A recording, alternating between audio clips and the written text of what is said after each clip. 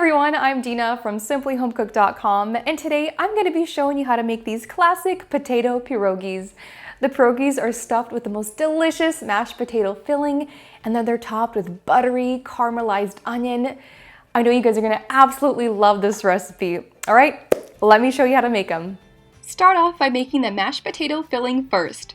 So in a medium-sized pot, add 2 pounds of peeled and cubed russet potatoes, then add a 1/4 cup of diced onion. Then fill the pot with some cold water. You want just enough water so that there's about 1 to 2 inches above the potatoes. Now place the lid on and then bring the heat to high and let the potatoes come to a boil. Then you want to simmer them for about 20 minutes or until the potatoes become fork tender. Then drain all the water out and add 1 tablespoon of unsalted butter, 3 tablespoons of sour cream, 1½ teaspoons of salt, a 1/4 teaspoon of black pepper, and 1 teaspoon of garlic powder. Then grab your electric hand mixer and then you want to beat the potatoes on high speed until they're nice and creamy and smooth. And then you want to let it cool down completely before you add 1/2 cup of shredded medium cheddar cheese. Do not add the cheese when the potatoes are still hot because it will melt and we do not want that to happen here. Once the cheese is fully mixed into the potatoes, you just want to cover it and set it aside for later. Now onto the pierogi dough. So in a stand mixer, add in 4½ cups of all-purpose flour and make sure it's properly measured. And then you want to add in 2 teaspoons of salt as well. Then before adding anything else, you want to whisk it lightly just to mix the salt and the flour and so it's evenly distributed along the bottom of the mixer. Then you just want to leave that alone and work on the wet ingredients. So in a large measuring cup, add 1 cup of warm milk, along with 2 large eggs, 3 tablespoons of unsalted melted butter, and a 1/3 cup of sour cream.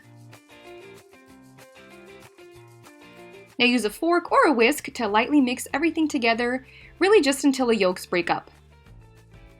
Then go ahead and pour the liquid mixture right into the stand mixer.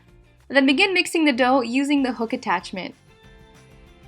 You want to start off on low speed and then slowly pick the speed up to high. Now here comes some patience. You want to mix the dough for about 10 minutes or until it becomes smooth and elastic. So depending on the flour you use and the size of your eggs, you may need to add a little more flour. And I recommend adding only a tablespoon at a time. So if you're ever unsure if your dough is done mixing, take a close look at it. If it's tacky to the touch, not super sticky, but it's still not like smooth and it kind of looks a little rough, you're probably not done mixing. A good way to know that your dough is done mixing is when it has this like noticeably smooth elastic texture to it. It just doesn't have any roughness around it. You'll know when you see it. Once your dough is completely done mixing, you want to remove the hook attachment and then take the dough out. And here, just roughly shape it into a ball before transferring it over to the bowl. And I grease my bowl with a little bit of olive oil, and then just roughly toss the ball of dough into the oil. And then you want to cover it with some plastic wrap and let it rest for about 30 minutes.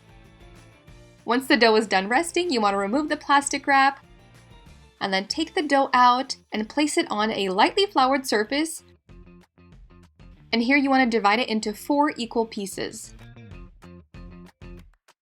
Then take 3 of the 4 pieces of dough and place them back into the bowl and then cover it with plastic wrap to keep them from drying out.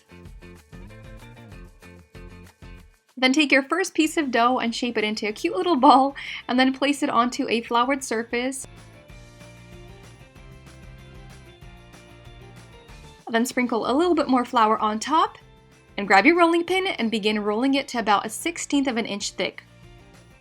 So if you're not sure how thick 1/16 of an inch is, it's just under 1/8 of an inch. So in other words, you want it pretty thin. Now take a 3-inch biscuit cutter or a glass cup and begin cutting out as many circles as you can from that one piece of dough.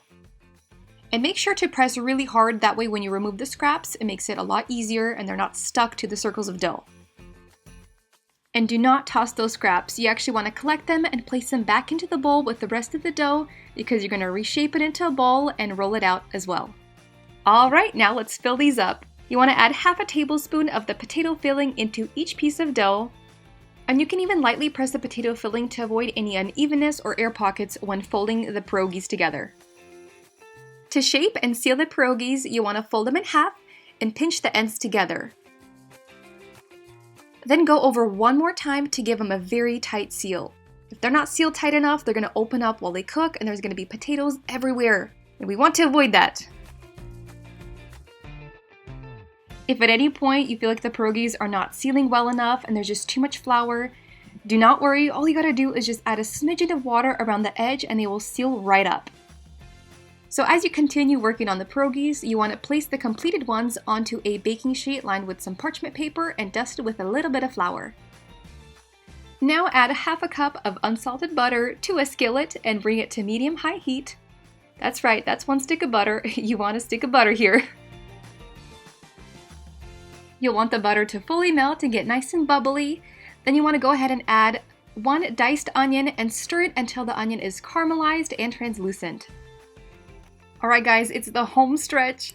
You want to bring a pot of salted water to a boil and then carefully add the pierogies using a large slotted spoon. Once they float to the top, you want to boil them for another 3 to 5 minutes. Then use a slotted spoon to transfer the cooked pierogies into a bowl or a plate, and then top it with those buttery caramelized onion.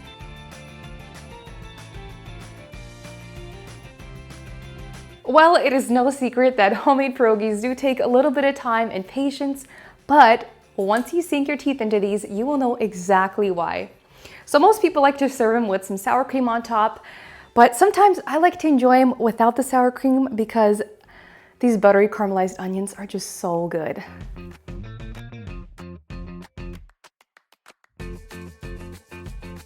Wow, this takes me right back to my childhood when my mom used to make these.